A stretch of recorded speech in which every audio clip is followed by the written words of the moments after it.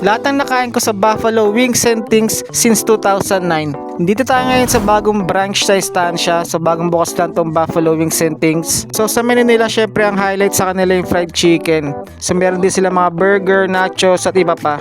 Meron silang 18 flavors para sa chicken at merong spice level na pwede nyo itry. So ang pinili kong set ang Grand Slam for 2. So may kasama siyang chili cheese nachos. Goods naman to kasi hindi naman tinipid tsaka good for appetizer. Next ko naman sinubukan to chicken fingers na may mac and cheese.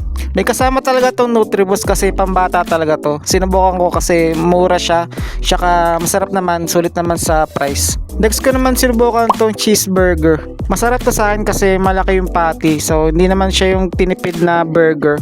So lasang cheeseburger naman to, na hindi yung pangkanto. So next naman yung kasama sa Grand Slam for 2 na Armageddon chicken. Kaya siya tinawag na Armageddon kasi siya yung pinakamanghang sa menu. Kumbaga ito yung pinaka level 5 o pinaka max na spice level na meron sila sa menu. So meron sila level 1 hanggang level 5. So unang kagat mo, hindi mo pa naman agad siya mararamdaman, pero paunti-unti ka na nagsisisi ba't mo to in order. Sa video na yan, nakaisang part lang ako ng chicken, di na ako umulit. So next naman yung kasama ulit sa Grand Slam for 2 itong honey barbecue.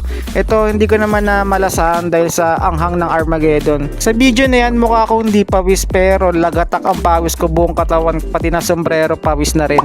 At buti na lang niligtas ng New York cheesecake ice cream. Magandang panapo sa pantanggal ng anghang sa chicken. So overall babalik pa naman ako dahil masarap naman. Yun lang, try nyo na din, follow for more!